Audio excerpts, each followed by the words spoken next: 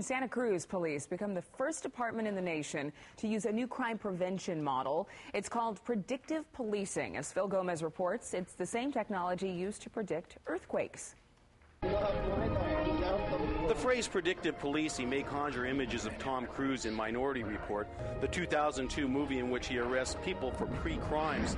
But predictive policing is based on the idea that some crime is random, but a lot isn't.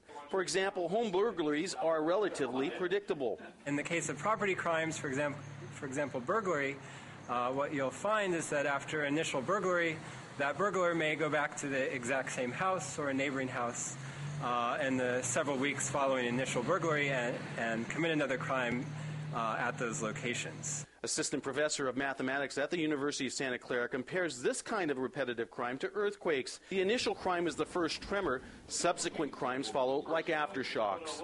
What you might think of as after crimes triggered by an initial event. And what we can do with this model is create maps of when and where police should direct their efforts, focusing in on car and residential burglaries and auto thefts, then send officers into that neighborhood to prevent those potential crimes. We put that into the software program.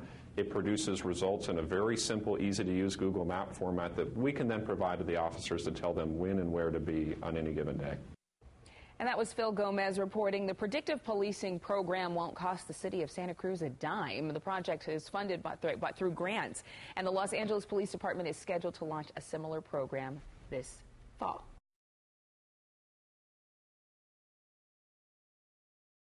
A whistleblower claims the state agency in charge of California's courts is using money meant for new courthouses and new construction to pay for things like air fresheners and light bulbs. KCRA 3's Edie Lambert joining us live now with more on that. Edie. And Golston, when that whistleblower refused to use money designated for new courthouses to do those repairs, he says he was fired.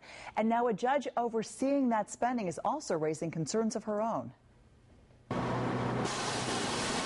Looking at what one state agency calls new courthouse construction, cleaning gum off the sidewalk. In Sacramento County last year, the cost to remove gum at 2 courthouses was nearly $12,000, money that was meant for new construction. And it doesn't stop there.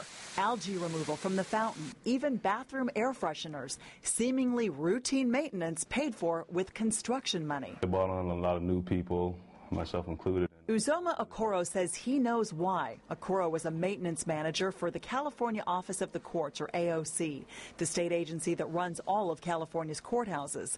Okoro says the AOC mismanaged the maintenance money. The infrastructure that they had set in place was not maintainable. Okoro claims that planning was so bad that managers started diverting money from the court's construction and renovation budget, money the legislature says is only for new construction. They magically made a light bulb replacement look like they were building a new building in Stockton. At courthouses like this, Okoro says the AOC got around the rules by something called bundling. For instance, if 1 or 2 of the light bulbs went out in one courtroom, they'd replace all of them, the whole floor, sometimes the whole building.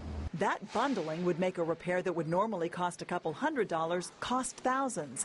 And Okoro claims easier to hide from judges and legislators. We need to take all these little requests that are coming in, that are in the system, and find out what can be lumped together, what can be done in a different way. Okoro recorded this meeting, even took pictures where AOC managers discuss how to bundle projects, he says, so they can spend construction money for maintenance. When you're looking at bundling the effort, we just need to make sure that we're looking at either common systems or common space.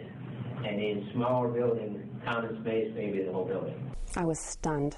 Pomona Judge Tia Fisher is part of the group overseeing the AOC. $100. We brought her Uzoma Okoro's claim that tax dollars were being misspent. There were some really legitimate issues that should be investigated or evaluated. She says there are hundreds of apparently routine maintenance items costing taxpayers hundreds of thousands of dollars in the construction budget. I have seen what would at least appear to include items that common sense would tell a person would be maintenance.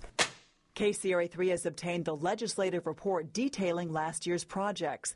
In addition to the gum removal, there are hundreds of thousands of dollars in replacement lighting all over the state, money to wax bathroom floors in Napa, new air fresheners in Sacramento, all listed as new construction or renovation. It's being done above board with transparency. AOC Deputy Director Ron Overholt says they've done nothing wrong and that they report all spending. Any use of funds out of that fund is approved by a committee of judges and court executives that review every single request for a job. Overholt defends jobs including the gum and algae removal, saying the descriptions may not tell the whole story of what the job actually entailed or why it cost so much.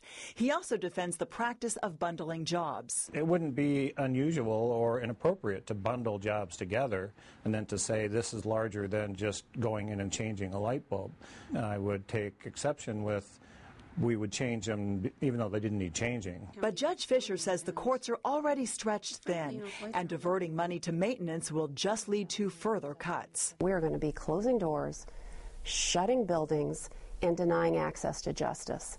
Denying access to justice behind light bulbs? That is an outrage.